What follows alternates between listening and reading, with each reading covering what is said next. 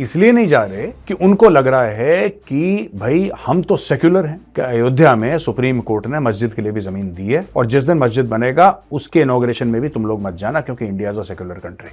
और वहां के मुख्यमंत्री कर रहे हैं, वहां की सरकार कर रही है, वहां के लोग कर रहे हैं। सबसे बड़ी बात, before the chief minister and the government, more than that the people of Assam want a progressive Assam and they are working towards it. फिर क्या दिक्कत है? उल्फा को ये बात समझ में आ गई, परेश बरुआ को नहीं समझ में आई, कोई बात नहीं, क्योंकि इंडियन आर्मी को पता है क्या हो रहा है। इंडियन आर्मी के सामने गेम प्लान इनका सामने बिल्कुल एक्सपोज हो चुका है। अब वो एक एक की क्लास लेंगे। ये टेररिस्ट भी मारे जाएंगे। मैं तो बेस्ट कह रहा हूं, वर्दी वालों को ठोको, सरहद पर पाकिस्तानी फौज वालों को। जब उनको ठोक दोगे ना, वो शांत हो जाएंगे, मैं बताऊं। जय हिंद दोस्तों, मैं हूं मेजर गौरव आर्या और आप देख रहे हैं चाणक्य डायलॉग्स। इस वीडियो को लाइक करिए, हमारे चैनल को सब्सक्राइब करिए, बेल आइकन दबाना बिल्कुल मत भूलिएगा। दोस्तों, प्राण प्रतिष्ठा 22 जनवरी, पूरा हिंदू समाज, पूरी दुनिया उत्सुक। सब लोग कह रहे हैं अयोध्या श्री जाना है, अयोध्या श्री जाना है। अरे बिल्कुल भीड़ सी लगी हुई है, सब लोग। मैं खुद जाना चाहता हूं, लेकिन वहां से ये एडवाइस आई है कि भाई इतने लोग मत आओ, यहां पे स्टैम्पीड ना हो जाए। अभी आप कम लोग आए, बाद में श्रद्धालुओं को पूरा मौका मिलेगा। पर यहां पे कुछ लोग हैं जिनको बहुत ज्यादा खुजली है, बहुत ज्यादा खुजली है। अब आज मैं उनकी जरा क्लास लेता हूं। दोस्तों, ऐसा है कि बृंदा करट जो हैं, बृंदा करट मैडम ने बोल दिया कि हम तो नहीं जाएंगे, ये सब बेकार की बातें, हम नहीं जाएंगे। ठीक है, मत आओ। सीताराम येचुरी, वो भी नहीं आ रहे। चलो मान लेते हैं कम्युनिस्ट हैं। कई ऐसे नेता हैं, ठीक है, जो कि कम्युनिस्ट नहीं हैं, जो कि धर्म में विश्वास करते हैं, लेकिन वो नहीं आना चाहते। इनके 2-3 मुख्य कारण हैं। पहला कारण यह है कि साहब, इनको लगता है कि मालपुआ बीजेपी खा गई। ये अभी तक बीजेपी, कांग्रेस, जनता दल, इन सब से बाहर ही नहीं निकल पाए। इनको यह नहीं पता कि हिंदुओं के लिए, मुझे ऐसा लगता है, हिंदुओं के लिए 1000 साल में इससे बड़ी बात नहीं हुई। और ऐसा मैं क्यों कह रहा हूं? मैं इसलिए कह रहा हूं, मैं बार बार रिपीट करूंगा ऐसी चीज को दोस्तों, कि जिस धर्म के लोगों ने, मैं हिंदुओं की बात कर रहा हूं, जिस धर्म के लोगों ने सिर्फ अपने बड़े बूढ़ों से यही सुना है कि वो मंदिर टूट गया और वो मंदिर टूट गया, जिनकी याददाश्त, जो कलेक्टिव उनकी कॉन्शियसनेस है, उसमें सिर्फ मंदिर टूटते हुए उनको याद है। पहली बार प्रभु श्री राम का भव्य मंदिर बन रहा है उनकी जन्मभूमि में। ये अभी कांग्रेस बीजेपी के बाहर, इनको पता ही नहीं है कि ये कांग्रेस बीजेपी से बहुत बड़ी बात है भाई। कांग्रेस बीजेपी इसके सामने, चाहे बीजेपी हो कांग्रेस हो, कुछ नहीं है इसके सामने। ये रामलल्ला का मंदिर बन रहा है, you should join in. But ये लोग नहीं कर रहे। क्यों? बीजेपी मालपुआ खा जाएगी। और अगर हम वहां पे चले गए, लोग कहेंगे अच्छा आप तो बीजेपी को सपोर्ट करते हैं, फिर हमारी राजनीतिक जो मामला है ना, वो कच्चा पड़ जाएगा। एक तो इसलिए नहीं जा रहे, दूसरे इसलिए नहीं जा रहे कि उनको लग रहा है कि भाई हम तो सेक्युलर हैं, हम एक रिलीजियस फंक्शन में कैसे जा सकते हैं? अगर ये रिलीजियस फंक्शन है, हम इसमें कैसे जा सकते हैं? हम तो सेक्युलरिज्म की बात करते हैं। उनके लिए मेरी सिर्फ एक एडवाइस है कि अयोध्या में सुप्रीम कोर्ट ने मस्जिद के लिए भी जमीन दी है, और जिस दिन मस्जिद बनेगा, और भगवान करे बहुत आलीशान शानदार मस्जिद बने, और जिस दिन मस्जिद बनेगा उसके इनॉग्रेशन में भी तुम लोग मत जाना, क्योंकि India is a secular country. ध्यान, पब्लिक सब ध्यान रखती है, इसीलिए तुम्हें पब्लिक इलेक्शन में जलील करती है। मैं कभी, आपने देखा होगा, मैं नेतागिरी की और ये सब चीजें, पॉलिटिक्स के बारे में बात नहीं करता कभी। कौन से चुनाव हुए, कौन जीता, आई एम नॉट इंटरेस्टेड, मैं करता ही नहीं बात। लेकिन जहां पे प्रभु श्री राम की बात है यार, वहां पे तो बोलना पड़ेगा। ठीक है दोस्तों, अब देखिए क्या हो रहा है कि यहां पे लोग कह रहे हैं कि हम नहीं आएंगे। मत आओ, मत आओ। सैम पिट्रोडा क्या कह रहे हैं? सैम पिट्रोडा ये कह रहे हैं कि मेरे दिल को बड़ी टीस है यार, मेरे दिल में बड़ा दुख है यार, मैं बड़ा परेशान हूं यार। और क्यों परेशान हूं? मैं इसलिए परेशान हूं यार, क्योंकि पूरा देश देखो अभी मंदिर के बारे में बात कर रहा है। ये कोई चीज होती है? ये कोई बात होती है बात करने की? नहीं, मंदिर के बारे में बात नहीं करनी चाहिए। सैम पिट्रोडा कह रहा है मंदिर के बारे में बात मत करो। वो कह रहा है कि तुम बात करो नौकरी के बारे में, एम्प्लॉयमेंट के बारे में, इसके बारे में, उसके बारे में। सैम पिट्रोडा से पहले तो मैं एक बात ये बोलूंगा कि तुम ही लोग थे ना, तुम और तुम्हारे चट्टे बट्टे। अब वो मस्जिद बन रहा है, तुम जाके बोलो, जो सुन्नी वक्फ बोर्ड या कौन बना रहा हो मस्जिद अयोध्या में, उनसे बोलो उसकी जगह स्कूल, यूनिवर्सिटी बनाएंगे। क्योंकि यही ज्ञान तुम लोग दे रहे थे श्री राम जन्मभूमि अयोध्या टेंपल के लिए, यही ज्ञान दे रहे थे ना कि क्या जरूरत है मंदिर की, क्या जरूरत है। यहां पे तो यूनिवर्सिटी बननी चाहिए, अस्पताल बनने चाहिए। चलो ठीक है, यहां पे मंदिर बन के, अब जहां पे मस्जिद बन रहा है उनको बोलो। बोलोगे? नहीं बोलोगे, क्योंकि तुम्हें वोट चाहिए। ये तुम लोग कर रहे हो तुष्टिकरण की राजनीति। और आज का जो मुसलमान है ना वो जागरूक है, उसको पता है कि ये सब लोग ऐसी ये लफंडरी पने की बातें कर रहे हैं, वो तुम्हारी बातों में नहीं आने वाला। ठीक है, अब मैं एक और बात बताता हूं। ये जो कहते हैं कि बेरोजगारी के बारे में बात करो या फिर और चीजों के बारे में बात करो, क्यों? क्या भारत की इकोनॉमी अच्छी नहीं हो रही है? क्या धीरे धीरे बेरोजगारी दूर नहीं हो रही है? क्या IMF का डेटा गलत है? क्या वर्ल्ड बैंक का डेटा गलत है? क्या यूनाइटेड नेशंस का डेटा गलत है? तो यार ऐसी बातें आप लोग करते हो ना, मैं फिर वही कहूंगा, जिस धर्म के लोगों ने सिर्फ मंदिर टूटते हुए देखे हैं या उनके बाप दादाओं ने बताया था कि यार सोमनाथ में ये हो गया था, कृष्ण जन्मभूमि मथुरा में ये हो गया था, यार अयोध्या श्री में ये हो गया था, ज्ञान व्यापी की बात करते हैं काशी में, उनके सामने पहली बार इतना भव्य मंदिर बन रहा है और ये कह रहे कि ये तो मैटर ही नहीं है यार, कोई आप और चीजों पर फोकस करें। मैंने फेसबुक पे पढ़ा ये कहीं और मुझे बड़ा अच्छा लगा, और फेसबुक में पता नहीं किसने लिखा था, वह बहुत बढ़िया लिखा था कि ये सब जो नहीं आ रहे हैं ना अयोध्या, बहुत अच्छा है, बहुत अच्छा है। जिन्होंने हनुमान चालीसा पढ़ी उनको पता होगा कि भूत पिशाच निकट नहीं आवे, महावीर जब नाम सुनावे दूर रहो। जो नहीं आ रहा है दूर रहे, यू आर नॉट वेलकम। तो दोस्तों अब जो दूसरी खबर मैं आपको बताने वाला हूं वो है उल्फा के बारे में, असम की उल्फा यानी कि United liberation front of Assam. ये एक मिलिटेंट आउटफिट थी, एक टेररिस्ट किस्म की आउटफिट थी जो चाह रही थी कि असम बिल्कुल अलग हो जाए देश से। ये सेपरेटिस्ट आउटफिट थी, ठीक है जी। अब ये 29 दिसंबर को सेंटर के साथ इनकी पीस डील साइन होगी और इसमें अनूप चेतिया, शशधर चौधरी, अरविंदा राजखोवा, ये सब लोग आ रहे हैं दिल्ली। और ये अमित शाह जी और हेमंत बिस्व शर्मा जी, अमित शाह जी अपने माननीय होम मिनिस्टर और हेमंत बिस्व शर्मा जी अपने माननीय CM ऑफ असम, इनके सामने ये डील साइन होगी और उल्फा अपने हथियार रख देगा। परेश बरुआ जो इनका वन ऑफ द फाउंडर्स था और लीडर भी था, वो इसमें शामिल नहीं हो रहा है, लेकिन परेश बरुआ के साथी अनूप चेतिया और अरविंद राजखोवा, ये सब लोग साथी थे, ये भी उसी लेवल के लीडर्स हैं। And they are saying that we want to join back the mainstream. क्योंकि देखो, किसी को भी अब क्या होता है ना, लोग एक तरफ का रास्ता ले लेते हैं, फिर उनका वापस आना बड़ा मुश्किल हो जाता है। पब्लिक के सामने आप कैसे थूक के चाटोगे? परेश बरुआ के साथ यही हो रहा है। अब वो कहीं म्यांमार और चाइना के बॉर्डर के बीच में रह रहा है, वो घूम रहा है, भटक रहा है, यहां से वहां, लेकिन वो कह रहा है कि नहीं, मैं नहीं बात करूंगा, अरे यार ठीक है, तुमसे बात नहीं करेंगे, दैट्स ऑल राइट। पूरी तुम्हारी जो उल्फा है वो कह रही है। उल्फा क्या कह रही है? अब आज की तारीख में देखिए ना, हेमंत बिस्व शर्मा जी हैं, असम में तरक्की हो रही है, असम में डेवलपमेंट हो रही है, राइट? तो आपको चाहिए कि ऐसे ज्यादा डेवलपमेंट हो रही है ना आपके स्टेट की, आप खुश रहिए, बच्चों को पढ़ाइए, माँ बाप का इलाज करवाइए, खुद अपना खुशहाल रहिए। और ये सब धीरे धीरे हो रहा है असम में, और वहां के मुख्यमंत्री कर रहे हैं, वहां की सरकार कर रही है, वहां के लोग कर रहे हैं। सबसे बड़ी बात, before the chief minister and the government, more than that the people of Assam want a progressive Assam and they are working towards it. फिर क्या दिक्कत है? उल्फा को ये बात समझ में आ गई, परेश बरुआ को नहीं समझ में आई, कोई बात नहीं, समझता है ठीक है, नहीं समझता कोई बात नहीं, लेकिन बाकी सब लोग 29 दिसंबर को दिल्ली में आके साइन करेंगे। उल्फा हथियार डाल देगी, उल्फा के लीडर्स मेन स्ट्रीम ज्वाइन करेंगे दोस्तों। अच्छा, एक और चीज है कि मोदी सरकार के पीस एग्रीमेंट के बाद significant decline in north east violence, 80% reduction between 2014-2022।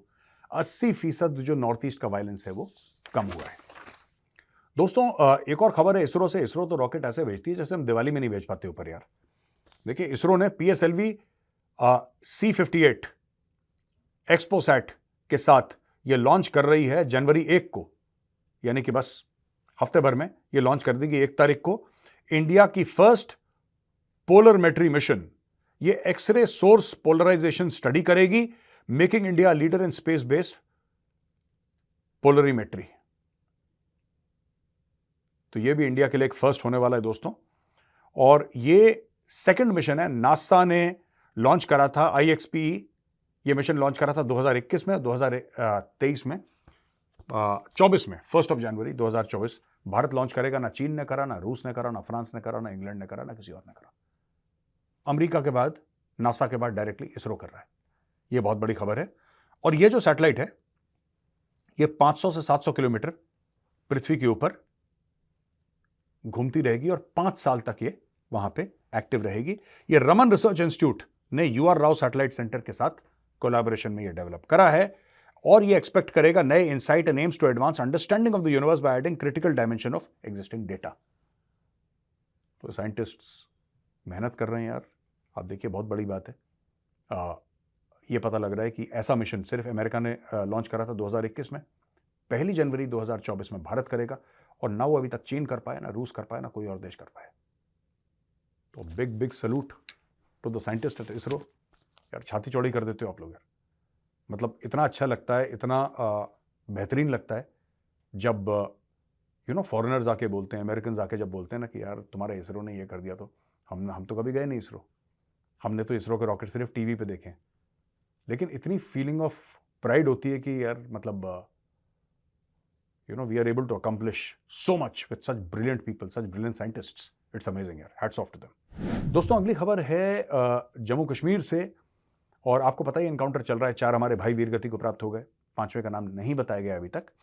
लेकिन ये खबर पता लगी है कि थाना मंडी राजौरी में जो टेरर एक्टिविटीज हुई और ऑपरेशन चले, थाना मंडी राजौरी का एरिया, थाना मंडी, वहां पे उसके बाद पता लगा कि चाइनीज मेड वेपनरी यार वहां पे हाथ लगी है, राइफल हैं, पिस्टल्स हैं, ये सब वगैरह चाइनीज मेड। ये तो मैंने पहले नहीं सुना था, हो सकता हो मेरी नजर से ना गुजरा हो, लेकिन भाई चाइनीज मेड हथियार, ग्रेनेड, ड्रोन, कम्युनिकेशन डिवाइस सब। और जो फॉरेन टेररिस्ट हैं पाकिस्तानी, जैश ए मोहम्मद और लश्कर ए तैयबा के, वो काफी एक्टिव हैं, और पाकिस्तान कोशिश कर रहा है कि पुंछ और राजौरी में टेररिज्म को बढ़ावा दिया जाए। 25-30 टेररिस्ट इन्फिल्ट्रेट करने की कोशिश कर रहा है, और प्लान यह है कि पाकिस्तान ये करे। इसके बारे में पहले भी डिस्कस कर चुके हैं। प्लान यह है कि पाकिस्तान प्रेशराइज करे भारत को, टेरर एक्ट करके भारत वहां पे फौजी डाले। अब फौजी कहां से डालेगा, कहीं ना कहीं से तो हटाने पड़ेंगे। तो इनका प्लान है कि इतना ज्यादा टेररिज्म कर दो कि भारत चाइना बॉर्डर से अपने बंदे हटा ले, कि चीन के लिए बॉर्डर पे आसान काम हो जाए। लेकिन मित्रों ये होगा नहीं, ये चल बिना, ये होगा नहीं, क्योंकि इंडियन आर्मी को पता है क्या हो रहा है। इंडियन आर्मी के सामने गेम प्लान इनका सामने बिल्कुल एक्सपोज हो चुका है। अब वो एक एक की क्लास लेंगे, ये टेररिस्ट भी मारे जाएंगे। मैं तो बेस्ट कह रहा हूं, सरहद पार जाके ठोको। ये टेररिस्ट वेरिस्ट को नहीं मारना है, हाफिज सईद को नहीं, वर्दी वालों को ठोको, सरहद पार पाकिस्तानी फौज वालों को। जब उनको ठोक दोगे ना, वो शांत हो जाएंगे, मैं बता रहा हूँ। फिर चीनी उनको बोलेंगे पैसा लो, क्या नहीं, बहुत मार पड़ती है जनाब, पैसे तो आप दे रहे हो, लेकिन जिंदा भी तो बचना है, पैसे तभी खर्च कर पाए जब जिंदा रहेंगे। तो ये जरूरी है यार, वरना हमारे भाई ऐसे ही वीरगति को प्राप्त होते रहेंगे जब तक हमने बॉर्डर पार नहीं करा। दोस्तों एक बहुत बड़ा बयान आया है डिफेंस मिनिस्टर राजनाथ सिंह जी से, रक्षा मंत्री हैं। उन्होंने बोला है कि ये जो MV केम प्लूटो, वो जहाज था ना जिसके ऊपर ड्रोन मार दिया था, ईरान से निकला था ड्रोन, तो उन्होंने बोला है कि किसने करा ये हम पता लगा लेंगे। ये जिसने भी करा है हम उसको पता लगा लेंगे और समुद्र की गहराइयों से उसको निकाल लेंगे, वो कहीं भी छुपा हो। अब देखिए बड़ा सीरियस स्टेटमेंट है, क्योंकि भारत के मंत्री ऐसा स्टेटमेंट देते नहीं है, पाकिस्तानी देते रहते हैं स्टेटमेंट, फिर कुछ करते नहीं है। भारत के मंत्री कभी ऐसा स्टेटमेंट नहीं देते। अगर राजनाथ सिंह जी ने ऐसा स्टेटमेंट दिया है, इसका मतलब मोदी जी से इनको आशीर्वाद मिला है किसी ना किसी चीज का। आप मेरी बात मान लो आज, क्योंकि भारत के 3 स्टेल्थ डिस्ट्रॉयर्स उस एरिया में, भारत के सर्वेलेंस एयरक्राफ्ट, भारत के हेलीकॉप्टर, भारत के ड्रोन, और कुछ नहीं पता। यू नेवर नो, सबमरीन्स जारी होंगी, बताया नहीं हमें। और क्यों बताएंगे यार, हमें क्या जरूरत है जानने की। पता लगा वहां पे INS अरिहंत घूम रही है आसपास,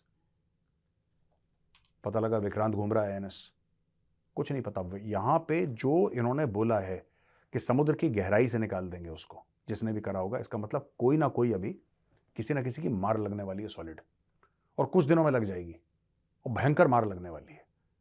क्योंकि अगर राजनाथ सिंह जी ने बोला है, ऐसे खुल के बोला है कि निकाल देंगे, तो इसका मतलब निकालेंगे ये लोग, और कोई ना कोई जाने वाला है इस दुनिया से।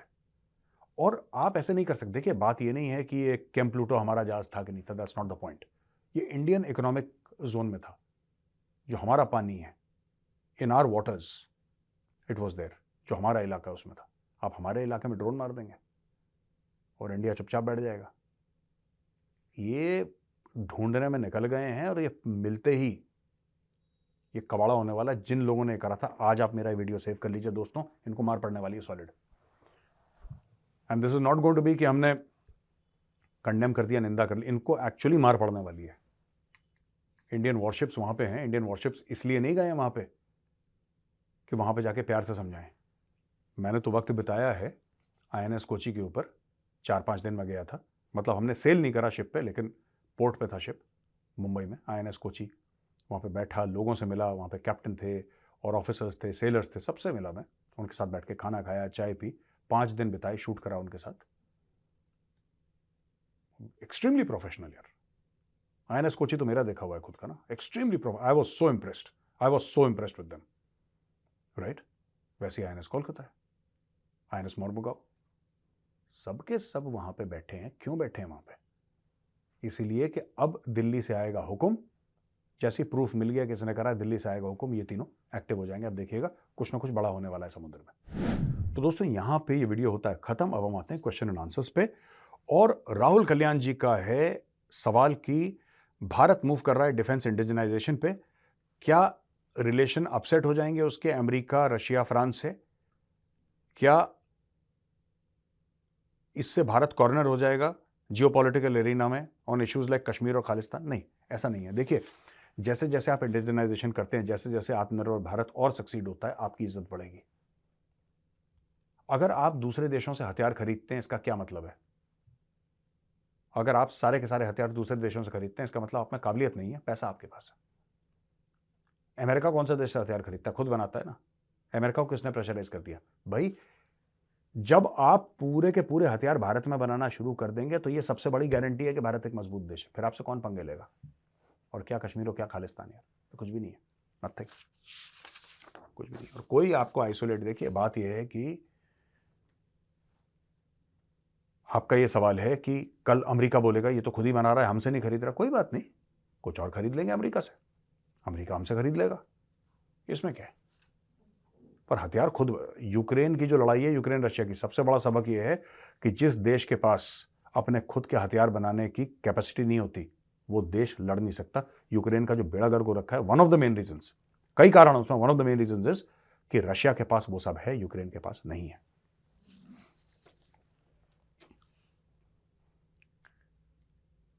चंद्रकांत जी कहते हैं, जय हिंद सर। जय हिंद चंद्रकांत जी। काफी र्यूमर है अबाउट ब्रिक्स करेंसी, R5, और रशिया एक्साइटेड है, डी-डॉलराइजेशन की बात चल रही है, potential of dominance of China in the R5। तो भारत को कौन से फैक्टर डिसाइड करने चाहिए कि जिससे एक्सेप्ट करे, participate in the R5 currency initiative? ये देखिए चंद्रकांत जी, ऐसा है ना कि ये कुछ नहीं R5, ये आइडिया है, ये एक आइडिया है, और मुझे नहीं लगता है कि सब लोग एक प्लेटफॉर्म पे आएंगे। डी-डॉलराइजेशन ठीक है, बट आप क्या कर रहे हैं फिर उसके बाद? आप R5 को, right, that means you want some other currency to replace the dollar which is not Indian currency. फिर क्या फायदा हुआ उसका यार? लेकिन बात वही है ना। अब ब्रिक्स और ब्रिक्स के जो एफिलिएटेड देश हैं, ये 5 ब्रिक्स के हो गए और बाकी 8-10 और इनके दाएं बाएं। फिर उससे होगा क्या? देखिए, ये एक आइडिया है, लोग चाहते हैं डी-डॉलराइजेशन करना, डी-डॉलराइजेशन एक अच्छी बात है, भारत भी कर रहा है, करना चाहिए। लेकिन डॉलर को आप रिप्लेस करते हैं किसी और करेंसी के साथ जो कि रुपया नहीं है, that is a cause of concern. Jain sir ये कहते हैं, मेरा नाम विस्मय पटेल है और मेरा सवाल है कि हम लोग एज कॉमन सिटीजन्स, आम शहरी होने के नाते, आम नागरिक होने के नाते, हम अपनी फौज की कैसे मदद कर सकते हैं? आप अच्छे नागरिक बन के उनकी मदद कर सकते हैं कि जब फौजी आपके लिए लड़े तो फौजी को लगे कि हां, नागरिक ऐसे हैं कि मैं इनके लिए अपनी जान दे सकता हूं। ये आप कर सकते हैं आर्म्ड फोर्सेस के लिए। नमस्कार सर, आई एम जय फ्रॉम सूरत। तो जय लिखते हैं सूरत से। नमस्कार जय जी। मेरा सवाल है कि हमारे देश को कितना वक्त लगेगा चाइनीज की टेक्नोलॉजिकल लेवल और इकोनॉमिक ग्रोथ पर आने के लिए by toeing current government policies, यानी कि जो करंट गवर्नमेंट की पॉलिसीज हैं, इनका अगर हम चलते रहे इस पे, तो what will be the effect if the rule of other parties in between? अच्छा ठीक है, पॉलिटिकल सवाल है, लेकिन मैं फिर भी कोशिश करूंगा। देखिए, ऐसा है कि चाइना का जो डेवलपमेंट मॉडल है ना, वो 2 चीजों पे बेस्ड है। एक तो थेफ्ट पे, IP theft, intellectual property rights की थेफ्ट पे, और दूसरा कॉन्ट्रैक्ट मैन्युफैक्चरिंग। भारत भी कर रहा है कॉन्ट्रैक्ट मैन्युफैक्चरिंग, लेकिन भारत R&D में भी पैसा कर रहा है। हमारे इकोनॉमिक मॉडल्स अलग हैं। और चाइना झूठ बोलता है, चाइना में इतनी गड़बड़ हो रही है, चाइना बताता ही नहीं है। कितना टाइम लगेगा ये बात मैं नहीं कह सकता, कितना टाइम लगेगा। लेकिन भारत का जो सक्सेस है ना, हाल फिलहाल में जो हमने देखा है, जो सुपर सक्सेस भी कह सकते हैं, टचवुड भाई, ये सक्सेस है बिकॉज ऑफ पॉलिटिकल स्टेबिलिटी। अगर पॉलिटिकल इंस्टेबिलिटी होती है, it will impact economic progress. बस मैं इतना कहूंगा, कौन सी पार्टी आएगी नहीं आएगी वो आप लोग बेहतर जानते हैं, आप लोग पॉलिटिक्स समझते हैं, मुझसे बहुत अच्छी समझते हैं। लेकिन our economic success is also because of rock solid political stability. ये बात हमें समझनी पड़ेगी। तो दोस्तों, आज का वीडियो कैसा लगा? अगर पसंद आए तो उस वीडियो को लाइक करिए, हमारे चैनल को सब्सक्राइब करिए, बेल आइकन दबाना बिल्कुल मत भूलिएगा। जय हिंद, वंदे मातरम, भारत माता की जय।